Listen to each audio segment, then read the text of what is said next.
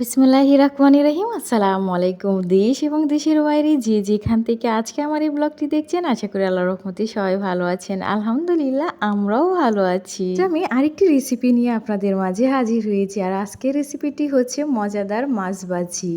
তো তার জন্যে এখানে আমি কিছু তেলাপিয়া মাছ নিয়ে নিয়েছি। তো এই তেলাপিয়া মাছগুলি হচ্ছে আমাদের গ্রামের পুকুরের মাছ। তো মাছগুলিকে ভালোভাবে ধুয়ে পরিষ্কার করে নিয়ে নিয়েছি। এখন এতে মশলা অ্যাড করব। তো প্রথমে হলুদের গুঁড়ো দিয়ে দিয়েছি, তারপরে ধনে গুঁড়ো, আদা বাটা, জিরা বাটা, পেঁয়াজ বাটা এবং পরিমাণ মতো লবণ দিয়ে সবগুলি মাছকে ভালোভাবে হাত দিয়ে মশলার সাথে মিশিয়ে নেব।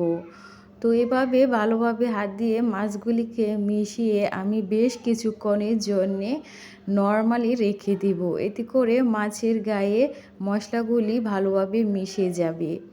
তো দেখতে পাচ্ছেন মাছগুলিকে ভালোভাবে হাত দিয়ে মিশিয়ে নিয়েছি এবং মাছের মাঝখানে এরকম করে কেটে দিয়েছি। এতে করে মশলাটা মাছের গায়ে সহজে মিশে যায় এবং ভাজার পরে মাছটা খুবই মুচমুচে হয়।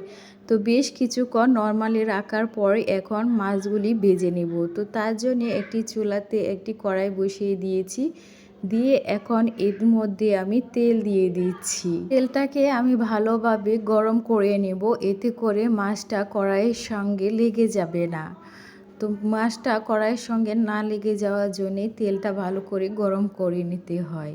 এখন গরম তেলের মধ্যে মাছগুলি দিয়ে মাছগুলিকে ভেজে নেব।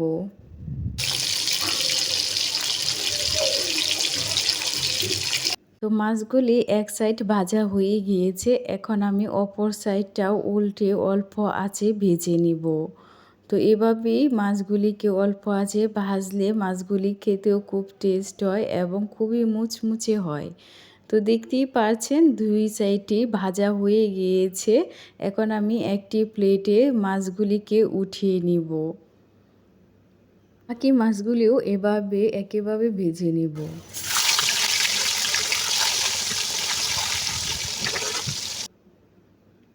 তো এর মধ্যে দেখতেই পাচ্ছেন মাছগুলি ভাজা হয়ে গিয়েছে। এখন আমি কিছু পেঁয়াজ কুচি ভেজে নেব।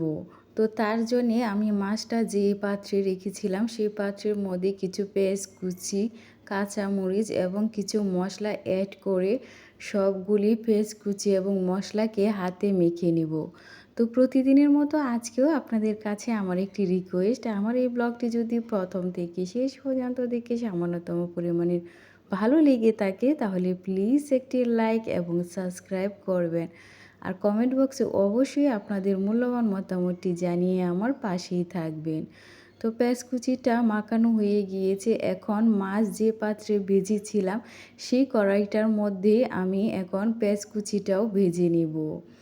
তো এই তেলটার মধ্যে পেঁয়াজ কুচিটা আমি ভেজে নিয়েছি, নিয়ে এখন উপর থেকে মাছগুলিও দিয়ে দিচ্ছি। তো মাছগুলি দিয়ে মাছগুলি এবং পেঁয়াজ কুচিগুলি একটু নেড়ে চেড়ে মিশিয়ে কিছুক্ষণের জন্যে একটি ঢাকনা দিয়ে ঢেকে তারপর আমি রান্না করে নেব। তো আপনারা অবশ্যই অনেকে অনেকভাবে মাছের ভাজি খেয়েছেন, কিন্তু এভাবে একবার ট্রাই করবেন, আশা করি আপনাদের কাছেও ভালো লাগবে। তো আজ ব্লগটি এখানেই শেষ করছি। সবাই ভালো থাকবেন, সুস্থ থাকবেন এবং আমাদের জন্যও দোয়া করবেন। আল্লাহ হাফেজ।